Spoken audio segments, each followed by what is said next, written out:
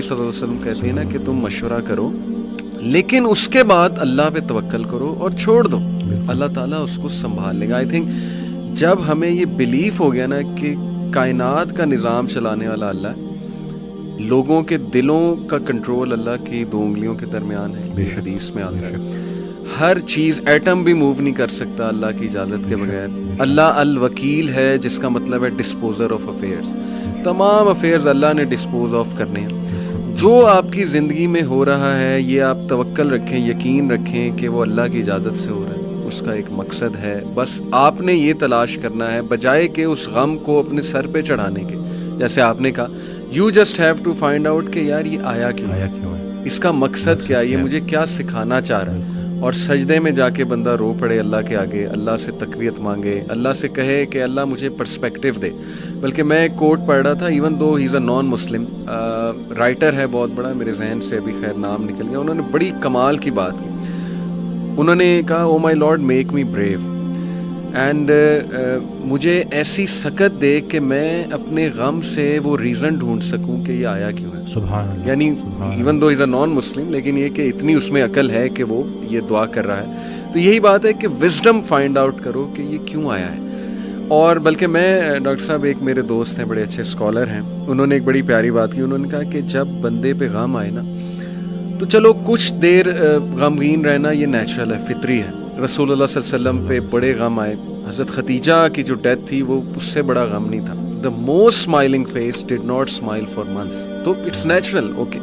لیکن وہ رک نہیں گئے, ایسا نہیں تھا کہ وہ آئسولیشن میں چلے گئے, یا ایسا نہیں تھا کہ سارے کام ٹھپ ہو گئے. کیونکہ میرے دوست نے کہا کہ دیکھو جب ہم ٹھپ ہو جاتے ہیں نا یہ پیسو شکوہ ہے اللہ سے. اتنی تو ہمت نہیں زبانی رب سے شکایت کریں, لیکن یہ کہ ہم ٹھپ ہو کے دکھاتے ہیں کہ جی بس میں تو راضی نہیں آپ کی رضا میں, انڈائریکٹلی تو ہم یہی کہہ رہے ہیں. انہوں نے کہا جو لوگ غم میں کھڑے ہو جاتے ہیں نا ان کا دل نہیں کر رہا صبح اٹھنے کا, بستر پہ پڑے رہتے ہیں. آئی ایم شیور آپ بھی ایسی کنڈیشن سے گزرے ہیں کہ اٹھنے کا دل ہی نہیں کرتا, ہمت ہی نہیں کہ جی بندے کا دل کرتا ہے میں سویا رہوں, ریالٹی میں آؤں ہی نہ, مطلب ریالٹی سو بیڈ. لیکن اس وقت جو اٹھ جاتا ہے نا یقین کریں, جو ہمت پکڑتا ہے اللہ کا نام لیتا ہے, آئی تھنک یہ اللہ کو وہ یہ میسج دے رہا ہے کہ اللہ میں راضی ہوں, بالکل. بس اب آپ چلائیں مجھے. اور صبر بھی, بلکہ میرے پاس پیشنٹ آئے تو میں ان کی میں نے کہا آپ نے صبر کرنا ہے, تو کہتے کر رہا ہوں نا. میں نے کہا کہ صبر تو ایسے کرنا ہے کہ دوسرا بندہ اپنی پریشانی بھول جائے. صبر ایسے آپ نے ڈیفائن کرنا ہے کہ دوسرا آپ کے پاس آئے اور آپ, کیونکہ یہی صبر ہے. بالکل ایسے. اب آپ کو میں دیکھ رہا ہوں آپ نے اپنے آپ کو چور چور کر دیا. اور باقی ایک اور بات کہ اپنے آنسوؤں کو لوگوں کے سامنے رائے گاہ مت کرنا, کیونکہ ان آنسوؤں کی خریدار رحمت پروردگار ہے, تو ان کے سامنے بہاؤ اور پھر دیکھو کہ کیا ہوتا ہے. اور باقی ایک کویسچن بہت سارے لوگ نا مجھ سے کرتے ہیں انگزائٹی سے ریلیٹڈ کہ ہمیں لگتا ہے کہ ہمارے بعد ہمارے بیوی بچوں کا کیا ہوگا.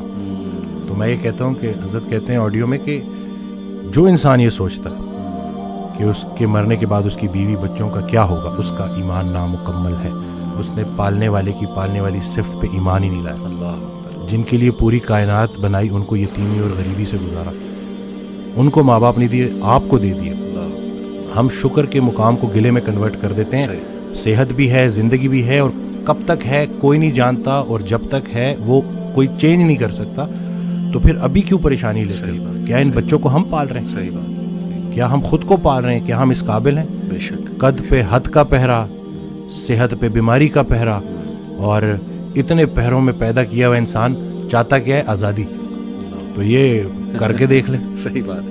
ڈاکٹر صاحب جسٹ ٹو وائنڈ اپ, کیونکہ ہمارا یوتھ کے ریلیٹڈ کام ہے, تو آپ نے کل میری آپ سے بات ہو رہی تھی, آپ نے ایک بڑی آئی اوپننگ بات کی.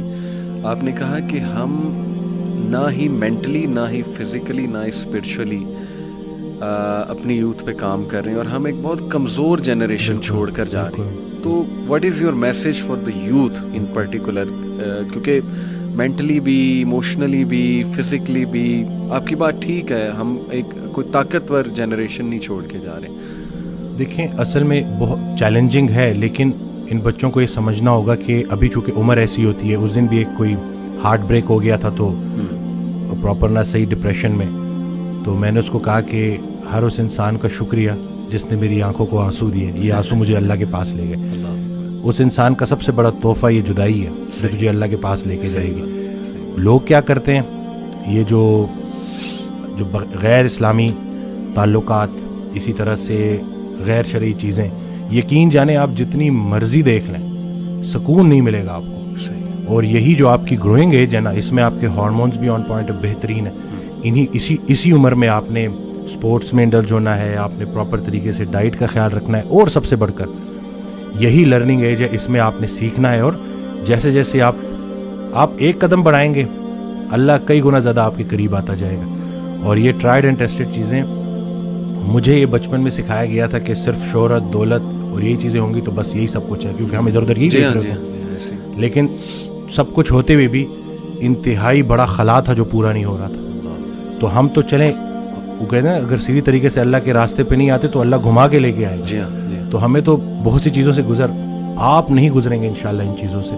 آپ کے پاس یوٹیوب پہ کانٹینٹ موجود ہے جو خالصتاً اللہ کی رضا کے لیے لوگ بنا رہے ہیں. ہمارا جو وقت تھا، دور تھا، اس میں ٹھیک ہے ہمیں شاید اس طرح سے توجہ نہیں دی گئی، لیکن اب آپ کے پاس آپشنز ہیں اور آپ پراپر طریقے سے جو صحیح دیکھیں. دنیا چلی گئی تو چلی گئی، دین چلا گیا تو پیچھے کیا رہ گیا.